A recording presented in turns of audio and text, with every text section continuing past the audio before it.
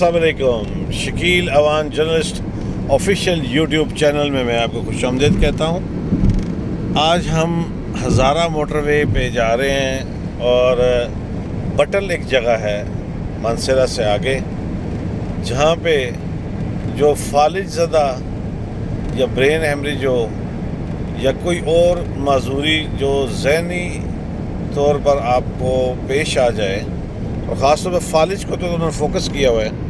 उस बहाली जो सेंटर है उसको नज़ीर बहाली सेंटर कहते हैं, वहाँ हम जा रहे हैं। उसका आपको विज़िट कराएंगे, अगरचे वो बहुत आगे है, अभी तकरीबन 1 घंटे का 1.5 घंटे का रास्ता है। तो जब मैं यहाँ से गुज़र रहा था हज़ारा मोटरवे से, तो मैंने कहा थोड़ी सी आपको उसकी सैर भी करा दी जाए। बहुत खूबसूरत हज़ारा मोटरवे है, बहुत खूबसूरत सीन है यहाँ पे। आप देखिए, ज़बरदस्त जो शुमाली इलाका जात को जाने वाली मेन शाहराह जो है, इसकी खूबसूरती आप देखिए, बहुत ज़बरदस्त। पाकिस्तान बहुत खूबसूरत है, सिर्फ इसको डिस्कवर करने की ज़रूरत है। तो अभी हम आपको ये थोड़ा सा सीन, जहाँ अच्छे सीन आएंगे मैं आपको साथ लेके चलता रहूँगा, और देखते हैं कि हम बहाली सेंटर तक आपको लेके जाएंगे। और ये एक अहम मैसेज भी है कि बाज़ औक़ात तेज़ ब्लड प्रेशर से या किसी और डिप्रेशन से या अचानक किसी खबर सुन के आपको जो भी मसाइल दरपेश होते हैं, उनमें सबसे ज़्यादा फालिज का ख़तरा होता है। और दिमाग में क्लॉट बन जाते हैं या दिमागी शरेआन फटने के बायस आपका जिस्म माजूरी की तरफ चला जाता है। तो उसकी बहाली के लिए ये ज़बरदस्त सेंटर है। यहाँ पर लोग तूल और से मुल्क भर से आते हैं। तो मैं ये बताना चाहूँगा, वहाँ जाके आपको सारी उसकी प्रोसीजर बताऊँगा, उसमें एडमिशन कैसे लिया जाता है, कैसे उसमें जाया जाता है, कैसे उसके इलाज का तरीक़ाकार, और कोशिश करूँगा वहाँ के डॉक्टर से भी रब्ता और आपको उसकी मालूमात भी दूँ। तो ये आज बड़ा मालूमाती व्लॉग है, इसको देखते रहिएगा, मेरे साथ रहिएगा। हम इंशाल्लाह फिर इसके बाद जहाँ और ख़ूबसूरती आएगी वहाँ से मैं आपको साथ लेकर चलता रहूँगा। मोटरवे बहुत खूबसूरत, हज़ारा मोटरवे इंतहाई खूबसूरत बनाई गई है, ज़बरदस्त। और लेकिन इसमें मेरा काम एज़ अ सहाफ़ी तनकीद करना हर वक्त नहीं है, लेकिन ये है कि यहाँ क़याम व ताम मैंने देखा है कि हज़ारा मोटरवे पे दोनों तरफ मुझे अभी तक तो नज़र नहीं आया। अब तकरीबन मैं हज़ारा मोटरवे को क्रॉस कर चुका हूँ, करीब हूँ, मतलब हम मनसरा के करीब पहुँच चुके हैं, और अब एबटाबाद की जानिब जा रही है। तो अभी तक तो नज़र नहीं आया, देखते हैं अगर आगे हुआ तो फिर बताऊँगा। नहीं तो इसकी क़याम ताम जो है, जहाँ पे आप फ्रेश हो सके, और वो अभी तक मुझे नज़र नहीं आया। तो हम ये इस इलाके की खूबसूरती, एबटाबाद की ये खूबसूरती जो है वो आपको साथ मैं दिखा रहा हूँ। बहुत खूबसूरत मनाज़िर हैं, मौसम बहुत अच्छा है, बहुत खूबसूरत मनाज़िर हैं, आप देखते जाइए।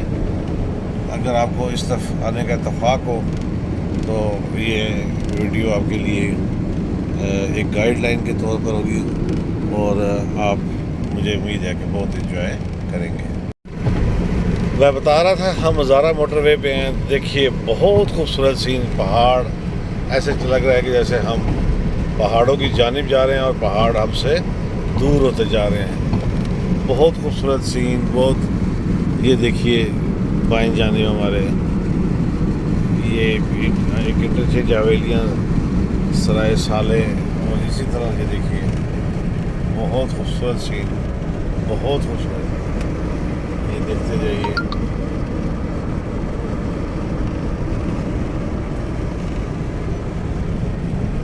ये देखिए पहाड़ों की जानिब हम, और बहुत खूबसूरत पहाड़। मेरा और आपका पाकिस्तान, बहुत खूबसूरत पाकिस्तान।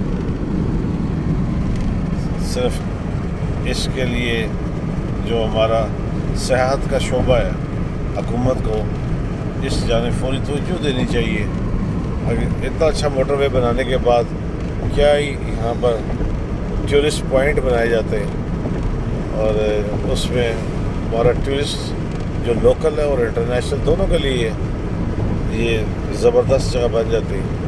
اس کو ابھی اور ڈیولپ کرنے کی ضرورت ہے. یہ نیچرل بیوٹی جو ہے، یہ دیکھیے نیچرل بیوٹی پہاڑوں میں لوگ یہاں پہ بھی رہ رہے ہیں. بہت خوبصورت جگہ. ابھی وہ ریسٹ ایریا جو ہے وہ میں دیکھ رہا تھا کہ وہ ابھی تک نہیں آیا. ہمیں ریسٹ ایریاز کی ضرورت ہے.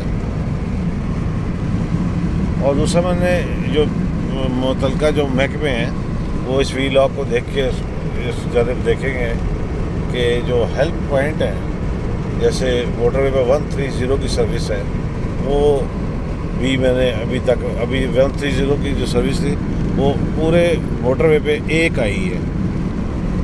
ہزارہ موٹر وے پہ ایک ابھی تک ہم نے دیکھی ہے. اور یہ دیکھیں اپوزٹ بھی آ رہے ہیں. یہ بھی آپ کو موٹر وے پہ انہونی میں نے دکھا دی ہے کہ موٹر وے پہ اپوزٹ ٹریفک جو ہے وہ آ رہی تھی. پاکستانی آلویز پاکستانی. نہ ڈر قوم، قانون کو ہاتھ پہ لینے والی اور قانون کو نہ ماننے والی ہماری قوم زندہ باد. لیں جی، اب ہم ایبٹ آباد کراس کر رہے ہیں.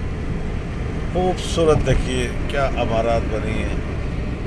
اور ایبٹ آباد ٹنل 1 میں اس کی لمبائی 1724 میٹر ہے. اب ہم آپ اس کو میں لے کے جا رہے ہیں. ہم آپ کو یہ ٹنل دیکھیے ماہرین کی زبردست. اب ہم ٹنل کے اندر داخل ہو چکے ہیں. بہت خوبصورت منظر، آپ بھی انجوائے کیجئے. بہت خوبصورت منظر ٹنل کا. یہ دیکھیے ٹنل کے اندر 1724 میٹر کا یہ لمبا ٹنل ہے. بہت خوبصورت بنا ہوا ہے.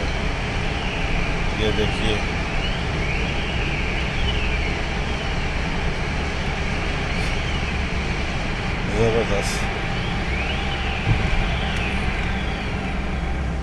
زبردست ٹنل جو ہے، اس کی 1724 میٹر ٹنل کے اندر سے ہم گزر رہے ہیں.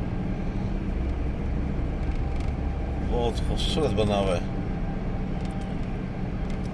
کسی بھی ترقی یافتہ ملک سے ہم کم نہیں ہیں. زبردست کام ہوا ہے. اور یہ کریڈٹ جاتا ہے. یہ دیکھیے سائڈوں پر بھی، یہاں پہ بھی آپ ایمرجنسی کے طور پر رک سکتے ہیں. جو سہولتیں بیرونی ممالک میں جو ٹنل بنائے گئے ہیں وہ اسی طرح کی سہولت جو ہے وہ یہاں ہزارہ موٹر وے پہ جو ایبٹ آباد ٹنل 1 ہے اس میں بھی وہی دی گئی ہے. اور اب ہم ٹنل جو ہے وہ کراس کرنے والے ہیں. یہ دیکھیے ٹنل جو ہے وہ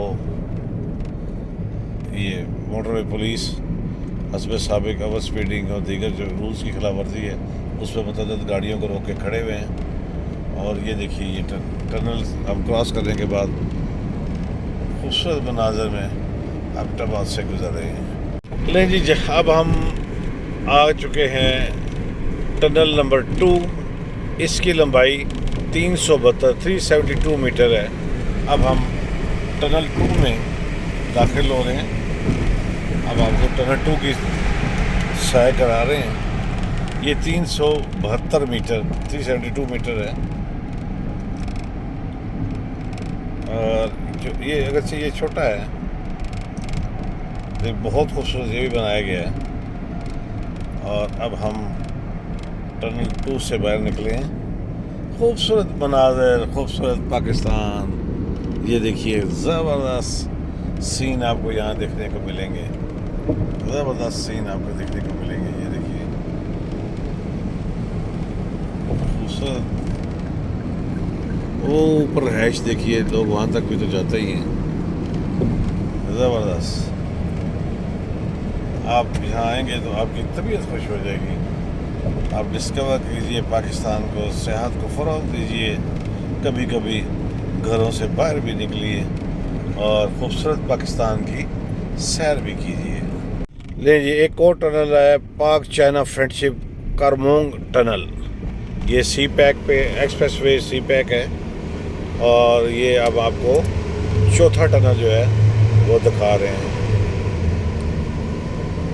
یہ بھی بہت اچھا بنا ہوا ہے, خوبصورت ٹنل. اس کی لمبائی جو ہے وہ تقریباً 1521 میٹر ہے, اور یہ چھوٹا ہے. اور یہ ٹنل بھی ہم نے آپ کو دکھایا. یہ سی پیک ایکسپریس وے, سی پیک اس کو کہتے ہیں. یہ چائنا فرینڈشپ کا نشانی ہے, اور بہت خوبصورت علاقہ. یہ دیکھیے بہت خوبصورت, یہ زبردست. یہ دیکھیے کیا پہاڑوں کو کس طرح اس کو کاٹ کے پھر اس کے اوپر یہ سارا کے نیچے گرے نا. بہت خوبصورت بنایا ہوا ہے, بہت خوبصورت. جی تو آپ کو ہم آج ٹنل پہ ٹنل دکھائیں گے. 2 ٹنل تو اب کراس ہم کر چکے ہیں. اب آیا ہے مانسیرا کا ٹنل نا. یہ مانسیرا کا ٹنل بہت خوبصورت ویو ہے. پہاڑ دیکھیں, زبردست قسم کا. یہ دیکھیں دونوں طرف بہت خوبصورت. اور اس ٹنل کی لمبائی ہے 2528 میٹر. 2528 میٹر ٹنل کی لمبائی ہے. اور لائٹس جلا لی گئی ہیں یہاں پہ. یہ ایک تو لمبا راستہ, لمبا ٹنل, اور بہت خوبصورت ٹنل بنا ہوا ہے. آپ کو ٹنل کے اندر سے ہم جا رہے ہیں, ساتھ ساتھ آپ بھی ہمارے جا رہے ہیں, دیکھ رہے ہیں. اور ادھر سے آنے والی جو ٹریفک ہے وہ انہوں نے بھی لائٹس جلائی ہوئی ہیں, اور ہم نے بھی گاڑی کی لائٹس جلائی ہوئی ہیں. اور ہم اس وقت مانسیرا ٹنل, جو سب سے لمبا ٹنل ہے, 2528 میٹر لمبا ٹنل, اور یہ 2 وے ہے.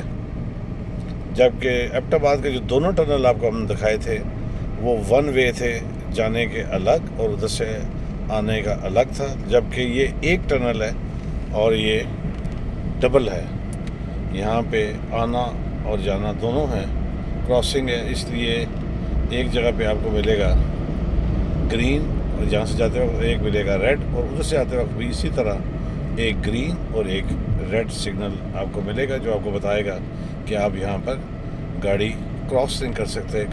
کراسنگ جو ہے وہ یہاں پہ منع ہے. بہت خوبصورت منظر. اور یہ ایک اور بھی ہے کہ اوورٹیک سگنل لکھے ہوئے ہیں, اوورٹیک نہیں کرنا. اور ایک نو اسموکنگ ایریا بھی اس کو لکھا گیا ہے کہ یہاں پہ آپ اسموکنگ بھی نہیں کر سکتے, سگریٹ نہیں پھینک سکتے. وہ ویسے بھی ہمیں اپنی شاہراہوں کی اور صفائی کا خیال رکھنا چاہیے, یہ ہم پر ویسے بھی ایک فرض ہے.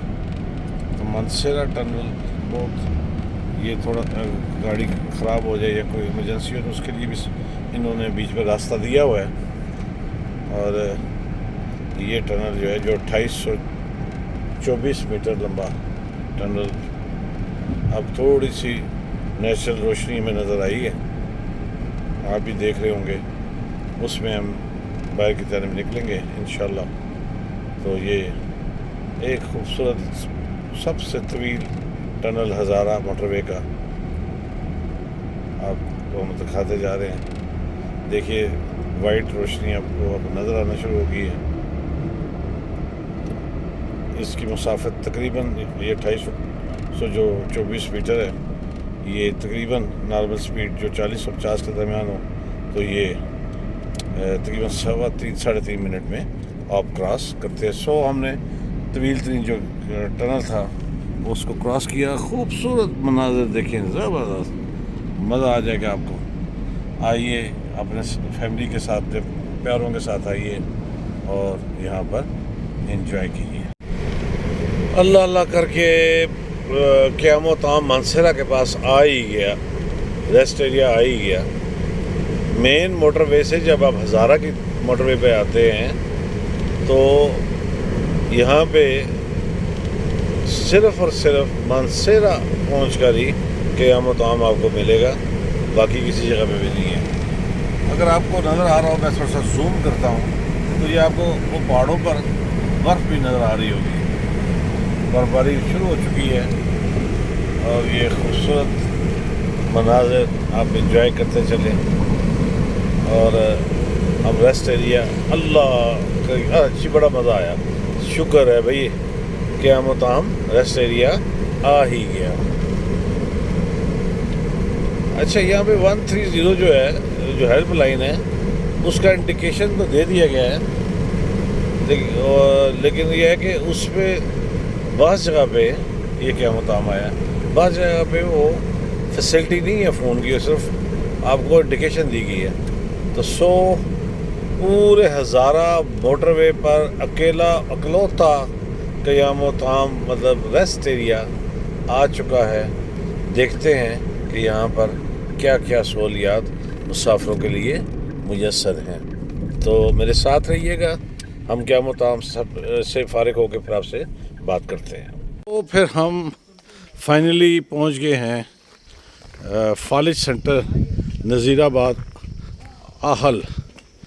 فائنلی ہم اس پہ پہنچ گئے. یہ وہ جگہ ہے جہاں پہ مریض جو ہیں وہ فالج کے جو مریض ہیں بالخصوص وہ ٹھیک ہوتے ہیں. یہ دیکھ لیجیے نذیر پیرالائسس سینٹر, یہ ہم پہنچ گئے ہیں. یہ آپ دیکھ سکتے ہیں اس وقت یہ سارا سلسلہ ہے, یہ یہاں پہ واقعہ ہے. یہ اس کے بعد پھر ہم ان سے ملتے ہیں, پھر ڈاکٹر صاحب سے پھر ہم ملاقات کرتے ہیں. یہ جگہ آپ کو بتانے کا مقصد یہ تھا کہ خدا نخواستہ آپ کے عزیز و اقارب ارد و نواح یا ہمسائے میں کوئی بھی فالج زدہ آدمی ہو تو اس کو یہاں لازمی بھیجیں. میں نے یہاں پہ کچھ لوگوں کے انٹرویوز بھی کیے ہیں جنہوں نے بتایا کہ ہم یہاں آ کے بولنے کے قابل, چلنے پھرنے کے قابل ہو گئے ہیں. تو یہ ڈاکٹر صغیر احمد سواتی لکھا ہوا ہے اور ڈاکٹر ظہیر بھی ہیں. تو یہ جگہ میں آپ کو بتانے کا مقصد یہ ہے کہ آپ یہاں پر آ کے اپنے مریض کا علاج کرا سکتے ہیں. تو یہ جگہ تھی, یہاں پہ میں نے آپ کو لے کے آنا تھا. یہاں میں پہنچ چکا ہوں. تو پھر اب ڈاکٹر صاحب سے بات کے بعد پھر ہم اجازت چاہیں گے. جی تو فائنلی میں جب پہنچ گیا فالج سینٹر تو میں نے کہا چلے ڈاکٹر صاحب سے آپ کی ملاقات کرا دیں اور آپ کو پتہ چل جائے کہ یہاں پہ کون سے مریض آتے ہیں اور کیسے ان کا علاج کیا جائے. السلام علیکم ڈاکٹر صاحب, کیا حال ہیں آپ کی؟ جی ٹھیک ہے.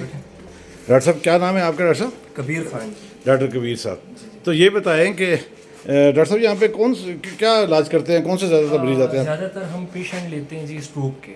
ٹھیک ہے جی, جتنے بھی اسٹروک کے پیشنٹ ہوتے ہیں چاہے وہ تازے ہوں یا پرانے ہوں جیسے بھی ہوں, لیکن فوکس زیادہ ہمارا ہوتا ہے کہ ہم تازے اٹیکس لیں کیونکہ ان کی ریکوری جلدی ہو جاتی ہے. پرانا اٹیک تھوڑا ٹائم لیتا ہے. اس کے علاوہ ہم اسپائن کے جتنے پرابلمز ہوتے ہیں اس کے بھی تھوڑے بہت پیشنٹ لے لیتے ہیں. سی پی چائلڈز ہم کافی لیتے ہیں. سی پی چائلڈ ہمارے پاس آتے جاتے رہتے ہیں, لیکن مین فوکس ہمارا اسٹروک ہے. تو یہ بتائیں کہ اس میں علاقہ پاکستان کے کس علاقے سے زیادہ تر لوگ آتے ہیں؟